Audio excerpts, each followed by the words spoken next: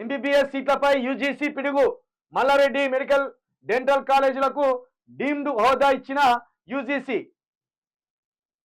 లైన్లో అపోలో సహా మరో 2 కాలేజీలు. డీమ్డ్ వర్సిటీల్లో ఆ సీట్లన్నీ మేనేజ్మెంట్ కిందనే భర్తీ. చూడుర్రి మల్లారెడ్డికి డబ్బులు దోషిపెట్టే కార్యక్రమం.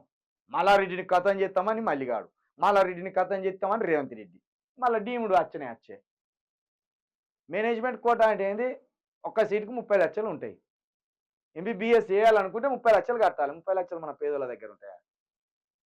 మళ్ళీ ఎవరైతారు డాక్టర్లు?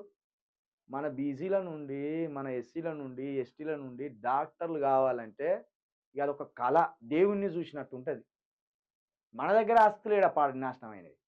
ఓ ఎకరం అమ్ముకున్న డాక్టర్ అవుతామంటే అమ్ముకున్నాం, ఎకరమే లేకపోయా. మొత్తం మేనేజ్మెంట్ కోటనే అట. తగ్గనున్న కరీంనగర్ కోట రిజర్వేషన్లు స్థానిక కోటకు మంగళం అయిపోయా.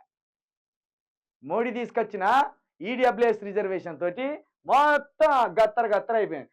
కరీంనగర్ కోట తగ్గనున్నదట, రిజర్వేషన్ కోట కూడా తగ్గనున్నదట. బీసీలకు ఒక 2, ఎస్సీలకు ఒక 3, ఎస్టీలకు ఒక 4 ఉండే. ఆ కోట ఎత్తిపడేసిండు డీమ్డ్ యూనివర్సిటీలలో. ఖాతం. సొంతంగానే పరీక్షలు నిర్వహణ, ఫీజులు నిర్ణయించుకునే అధికారం. ఇక మల్లారెడ్డి ఇష్టం. ₹1 అంటే ₹1, 50 లక్షలు అంటే 50 లక్షలే.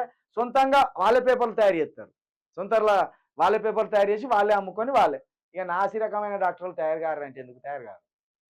ప్రభుత్వం చేతిలో ఉండవలసిన విద్యను తీసుకుపోయి ప్రైవేట్ వాళ్ళ చేతిలో పెట్టి వాడే పేపర్ తయారు చేస్తాడట, వాడే దిద్దుతాడట, వాడే ఫీజు నిర్ణయిస్తాడట, వాడే అన్యాయిస్తాడట. ఇక కల్తీ డాక్టర్లు కావాలంటే ఎందుకు గారు? కత్తెర పట్టుకోగానే వణుకుతా అంటారు. వాళ్ళ చదవకపోయా, వీళ్ళ కత్తెర రాకపోయా. మెరిట్ విద్యార్థులకు అన్యాయం జరుగుతుందన్న డాక్టర్లు, కేంద్ర సర్కార్ యూజీసీ తీరును తప్పుపడుతున్న కాలోజీ వర్సిటీ. మొత్తం ఆగమాగం చెప్తాను విద్యనైతే.